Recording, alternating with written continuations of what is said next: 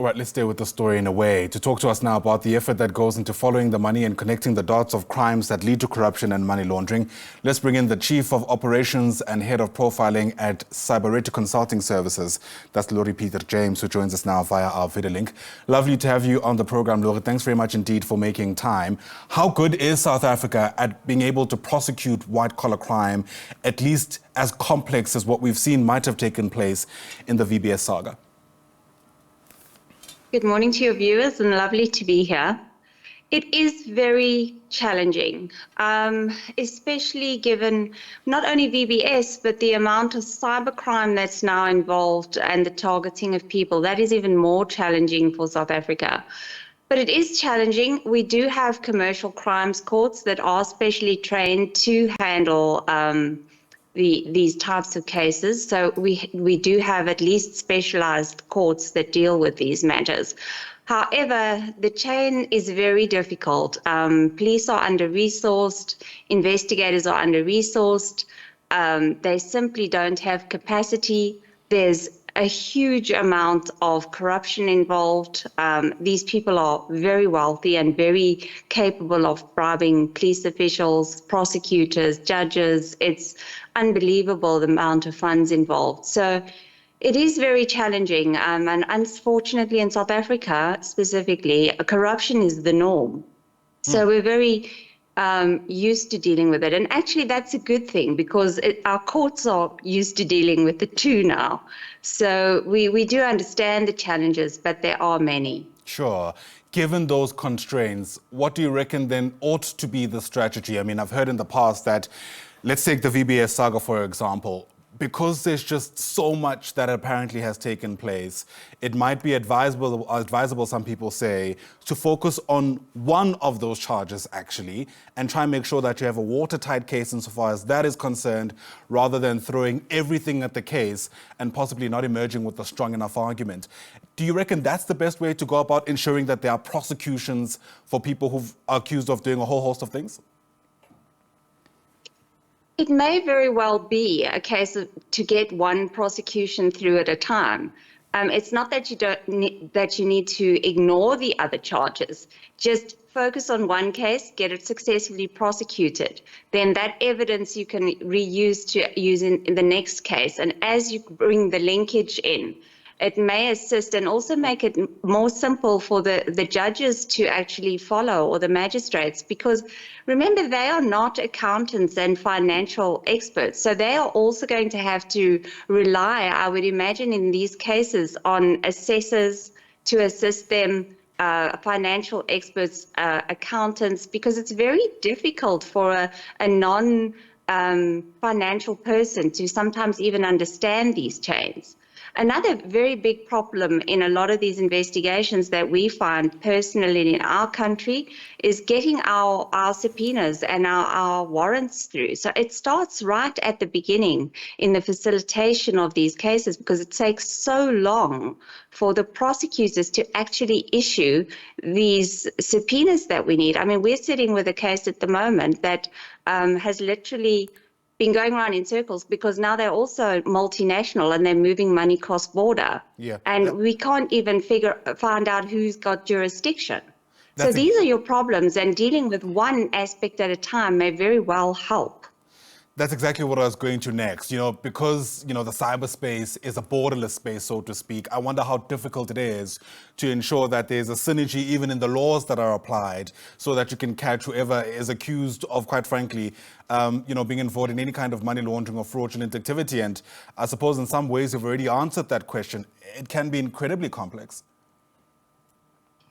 It is incredibly complex. I mean, we're dealing with a case at the moment that involves Turkey, Bulgaria, Germany, South Africa, Botswana, and just getting them to agree on who actually has the jurisdiction for that case. I mean, I've got a sextortion case that started in Botswana, but all the money was moved in South Africa. And we're talking about, okay, it's a small amount next to VBS, but 1.4 million is, for someone to lose, is quite a substantial amount of money. And for 7 months now, they've been fighting about who has jurisdiction to even open the case. So we've been running it on an inquiry. These are the types of challenges that we have to address. And then obviously the tracking, we have to get Interpol involved. We can't just do it on our own. And sometimes just getting Interpol to step in takes a couple of months. Fortunately, now we do have the asset forfeiture unit, which has different powers and can seize assets and assist in on their own as well. So that is also helping facilitate a little bit, at least the seizure of the money and the closing of the accounts, giving us a little bit more time to actually try and work out the jurisdictional issues. Right. The asset forfeiture unit is also very useful when it comes to recouping the money. It's one thing to see who might have taken money unduly. It's another completely to try get that money back, I imagine. Yes, and that goes to accountability and responsibility because, I mean, if you really think about it, if you're a really good financial criminal and you take hundreds of millions of rands, is it that terrible to spend a few years in prison in luxury because you're going to be bribing the entire correctional services center system and walk away a free man afterwards? So it's incentive versus risk. And this is what we have to manage because financial crime is incredibly lucrative. From a cyber aspect, it's very difficult to trace. And the chances of even being convicted are light, and that is a very clear motivation to commit financial crime, especially in the cyber world today. Of course, what these kind of stories also do is help us think a bit more critically about the role of auditors and other checks and balances that are meant to be in place to pick up something like this before it actually occurs. And I wonder how effective you reckon that has been, especially because, let's call it the pitfalls in auditing, have been evident in so many other issues. I mean, the state capture inquiry spoke at length about that. We know the work that KPMG apparently did and didn't do to enable that. And even in the VBS saga, there are questions around how people were able to cook the books for so long before anybody noticed what was taking place. But it's one thing to say they were able to cook the books for so long without anybody noticing. The other aspect is, were they cooking the books on instruction? And were they working under political protection, which is far more likely the case? And it goes back again to the levels of corruption that have become the norm in South Africa. Every time we have a massive scandal, it seems to just go away because nobody wants to talk about it because the political system protects these individuals.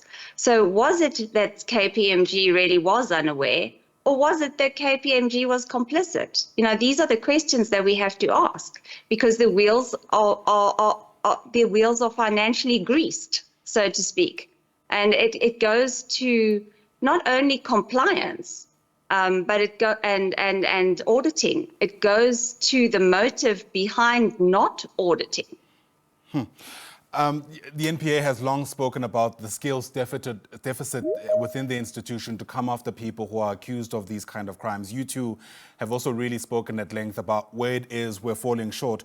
Hopefully, there is an awareness of the need to build the capacity to finally make sure that we can come after people who are involved in these kind of crimes in a context where it seems there's a growing trend of it taking place.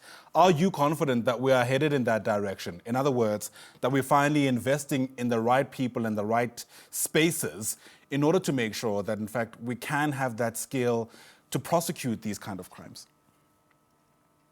Well, I'm hoping that with the new government of national unity, and I'm prepared to give them 3 months and see where they end up after 100 days. I do hope that we'll move in the right direction. However, to move in the right direction, we have to move to a skills-based and merit-based employment system. And unfortunately, this concept of jobs for friends and jobs for family, it simply doesn't work in this space. We have to work on the development of skills. And as I said before, in the cyber realm where I specifically work, we have no skills. There are very few financial cyber investigators, and there are very few people that are capable of working in this space. So it's going to take 2, maybe 3, 4, 5 years to even get them to a level. And additionally, the police don't even have computers. They don't have the computing power that they require to track these types of individuals. They don't have the systems. It's not the police's fault. They are doing their best. They're simply under-resourced. So they have to start recruiting profilers. They have to start recruiting criminologists. They have to start recruiting financial people, and merit-based with experience that we can train up a new generation of young people to actually assume these roles, because they're going to need guidance, they're going to need time, and they're going to need support. And unfortunately, I'm not seeing a huge capacity in government at the moment on the development side. And it's going to cost money, unfortunately. So they're going to have to make budget for this. Yeah, and hopefully that would be money well spent. Laurie Pieters-James, thanks for helping us understand some of the complex webs around what is taking place in this space, and hopefully we can get to finally sorting them out rather sooner than later. Laurie Pieters-James is the Chief of Operations and Head of Profiling at a company called Cybareti Consulting Services. And this is an incredibly important story, of course, and we're using the VBS case as a backdrop, if you like, to trying to get to the bottom of how something like that could have taken place. But we really are spoiled for choice, aren't we, when it comes to pointing out to many examples where it seems white-collar crimes in South Africa, frankly, pay. I mean, the Zondo Commission had spent an incredible amount of time zooming in on these complex financial transactions that have been taking place behind the scenes, and KPMG and other companies certainly come to mind. But in response, the government seems to have also now introduced a number of, let's say, capacity building institutions. I know the Investigating Directorate was initially brought on board with the aim of trying to focus specifically on those kind of crimes. Initially, it was there just for a certain period, but recently, of course, at least in the sixth administration, we heard the president saying that they're going to be around more indefinitely. Hopefully, they have the funding to pull this off.